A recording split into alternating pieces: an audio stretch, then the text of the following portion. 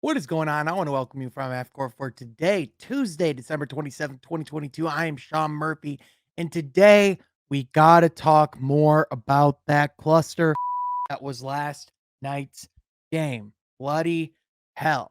The Detroit Pistons were up by 14 with 3 minutes and 40 seconds to go in the game. Tyronn Lue subbed out Paul George and the rest of his starting unit and brought in his bench. The Los Angeles Clippers have a top 5 scoring bench in the entire association. So them coming in and being able to generate offense was not a surprise, especially a Detroit Pistons team that was off of 5 straight losses, has had slip ups in the second half, and has had a lot of self inflicted wounds and errors and mistakes of late.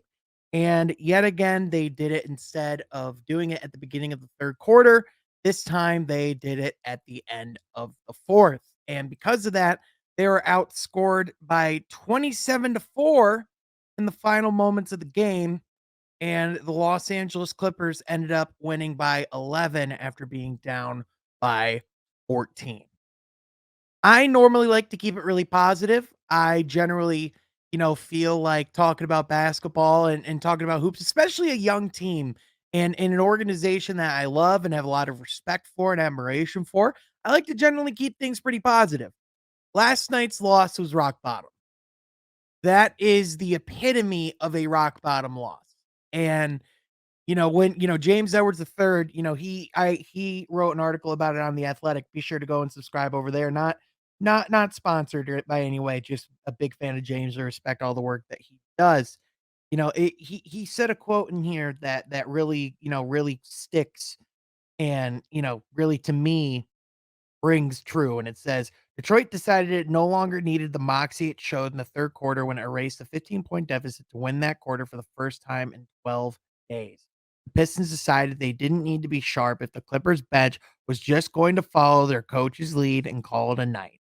They, as a collective, decided that there was no way the fourth best team in the West could beat them in 3 minutes. The NBA's worst team made those choices. And that's exactly it, man. Like at the end of the day, like as good of a performance as they had, as solid of a 45 minutes as they played, as much fight as they showed to get back into the game, but also put themselves in a position to win said game. It doesn't matter if you don't go out there and ultimately piece it together and put it together all 48 minutes. And that's been the thing with this team is that they've been able to put together moments of really good performances. They've been able to put together stretches of really good basketball, but they can't seem to piece it together over a game and put it together and close the deal. It seems like consistently the team still isn't the greatest on the defensive end, or, not the greatest, not good on the defensive end. I think a lot of their issues on that end, obviously, a lot of people, cite their youth and lack of experience. To me, I think there's a lot of communication issues on the defensive end, namely that they're not communicating. I think a lot of times that you see when everything's crumble is when, one guy makes a mistake or someone makes a missed rotation or there's like one, miscue or miscommunication. Because when you're in a 24-second shot clock, even though that's not a lot of time, at the same time, that's enough time for a team to be able to pick you apart and force you to make a mistake, especially if you're a young team like the Detroit Pistons that is struggling on that side of the ball. And even though Detroit, for the most part, was actually able to shut these guys down, is when they were getting lazy, is when they were turning the ball over, is when they were allowing these guys to work in transition, is when they were letting this team go out and get easy looks. And all you need is one or two. And then from there, it can turn into a wildfire. And that's exactly what happened. And like all the credit in the world to Los Angeles Clippers. Like, even though Tyronn Lue, he conceded, he put out, his bench unit, they didn't quit. They came out, they saw an opportunity. They didn't give up. They made the most of those minutes. And I know people think whenever, like the bench unit comes in, we call it garbage time. But for those players, those minutes aren't garbage. As a matter of fact, those minutes are the most important minutes for those players in particular, because that's an opportunity for them to come in and prove a point, to come in and earn more minutes in the rotation, to say, hey, this is why I need to be on the court more. This is why I need to contribute more to the rotation, to the team. And that's clearly the attitude that the Clippers came out and showed. And even though Dwayne Casey said, I'm going to stick with my guys that brought us here, And they did bring us there and did put us in that point. They at the same time let it all slip away.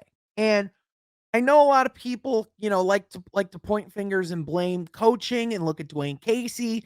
And I know there's a lot of pressure on, on him in particular from the fan base, as a whole and generally when you're going down a losing streak. I know it's natural to look at the head coaching position, but at the same time, you look at the fact that this team fought back and clawed in the third quarter. Coach Casey put this team in prime position to win.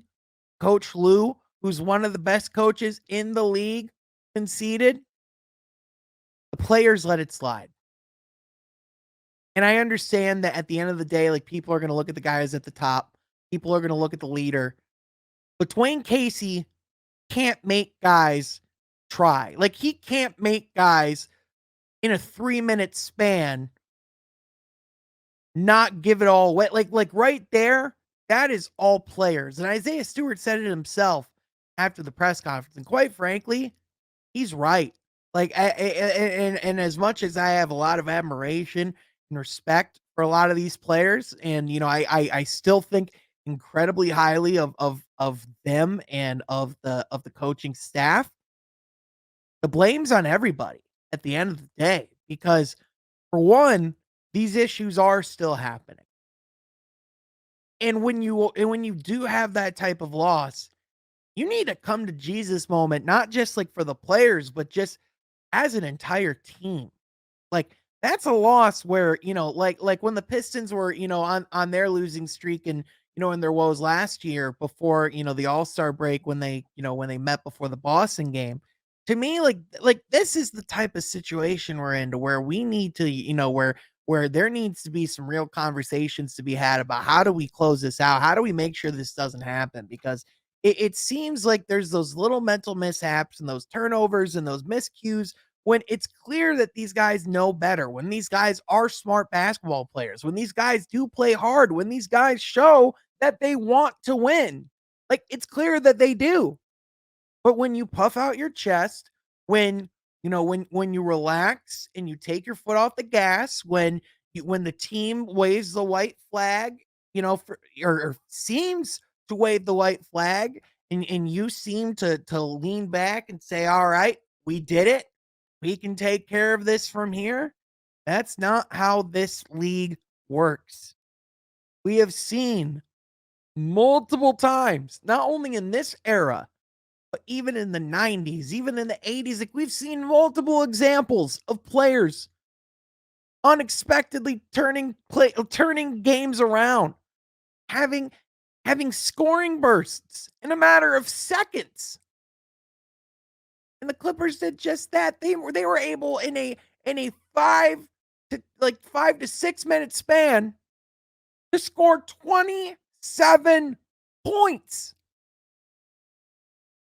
And that's the problem. And like, that like one of the things I tweeted last night, and this is where, especially, and we say this, I feel like I say this all the time, and I feel like this is a broken record, but that's when you really miss your franchise player. And I tweeted just this: in the midst of chaos, when momentum switches, when the basket feels tighter and tighter, that's when you miss your franchise player the most. And that's exactly it. Like for the Pistons, that's exactly when you miss having Cade Cunningham on the court. As great of a game as Killian had, I think to me, a lot of people talk about, and there are numbers to show that he is doing well in clutch situations and that, he has shown that he has the confidence to take shots. And, towards the end of the game, the shots just weren't falling for anybody. But I think at the same time, I think you see, Killian did have some mental mistakes. There were some bad turnovers. There were some questionable shot choices. There was, some rough looking shots, but like even then you couldn't even get a bucket from a guy like Alec Burks at that point either, who's one of your most consistent veterans. And like the Clippers were just able to suffocate them. And as the game went on, it just felt clear that once the Clippers were back in this game and were in a position to win the game, there was nothing that Detroit could do. And even though they had great performances from Isaiah Stewart and Jalen Duren, And, it was looking like a great night for Killian, and it was looking like a great night for Bojan, and it was gonna be a game that we were gonna talk about, the adjustments that they made and how they were able to overcome those 3rd quarter woes and have the most points they've scored in a 3rd quarter this entire season, scoring 3 points in overtime, losing by 11, and now losing their 6th in a row and sitting at 8-28. I don't think it's time to sound any alarm bells. I by no means think there's any, change in the direction that they're going in. I very much still have faith in Troy Weaver and Coach Casey for his player development abilities and everything that they have, set in stone at this current time. However, I'm curious to see as the season progresses if things do not improve on the defensive side of the ball, if things do not get better in the 3rd and the 4th quarter, I am curious to see what happens with the coaching seat. I still don't think that there will be any firing. I still don't think that Dwayne Casey will ever be like removed from the organization. I just think, I almost wonder if that might if Troy Weaver would put Dwayne Casey in a front office role rather than Dwayne Casey requesting one. So I'm curious to see how things can evolve. And, as the season goes on and over the course of the next week and a half or the next 2 weeks, the big thing for this team is how can they fight back? How are they going to respond? Because in this league, what really matters, it's not about how you fall down, it's how you get back up. And on Wednesday, they're going to be facing an organization that is feeling the exact opposite of us right now, all sorts of optimism, and that's the Orlando Magic. And they have every right to, because unlike the Pistons, they're showing that growth. They're taking those next steps in that progression. Paulo Banchero, their franchise player, is available. And with guys like Franz Wagner, they're closing out games and they're doing so against good teams. And that's the cue that the Pistons need to take. That's the inspiration that they need to have. And as the season goes on, like I know people are looking at this schedule and they're saying, "Oh, we'll just lose games for Victor Wembanyama," but that's not what you want for your rebuild. What you want for your restoration, what you want for your rebuild is to show those growths and those leaps on the defensive end because this team has good defensive personnel. It's about being a good defensive team. It's about putting all of those pieces together and making sure that Isaiah Stewart and Jalen Duren are staying out of foul trouble, that they're being disciplined near the rim, that they're attacking the glass and not being lazy towards the end and making sure that we're securing rebounds fully, and not creating other opportunities for the Clippers. Because that was another thing that happened down the stretch too. And like as great as Duren's been as a rebounder, like when you lose that focus down the stretch and allow more, opportunities for the Clippers too, those are things that will cost you. And so again, there's just things across the board that they can learn from. I don't think this is I don't think there's any loss this season that's going to make me go fire everybody, to hell with this, to hell with that. You still have to put in perspective where this organization is versus where they've been. I know a lot of fans have a lot of built up collective stress over the years and the years of the losing that's taken place within this organization. But at the same time, it's important to remember the fact that a lot of this losing happened in the years of the Joe Dumars and Stan Van Gundy regimes. And that's not on Troy Weaver. That's not on Dwayne Casey. As a matter of fact, Dwayne Casey and Troy Weaver were the ones that came in and said, we need to flip this around. We need to acquire young talent. We need to build a program. We need to restore. We need to get back to what the Detroit Pistons were. And so, even though, like I still think they've put together a lot of pieces where they can definitely do that. And I still think they're incredibly talented. And I think, I still think that they have a lot of guys who are, who can be future all-stars within this organization. They have to be better. And even though a lot of people want them to go for Victor Wembanyama, I think this organization needs to go for taking the next step and putting themselves in the position to turn the corner next season. But with that, folks, I would love to know what your thoughts are in the comment section down below. Be sure you follow me on Twitter at Sean Halfcourt. And also, you be sure you're subscribed for more NBA and Pistons content. With that, I want to thank you so much for tuning in. We'll catch you guys next time from Halfcourt. Be sure you subscribe.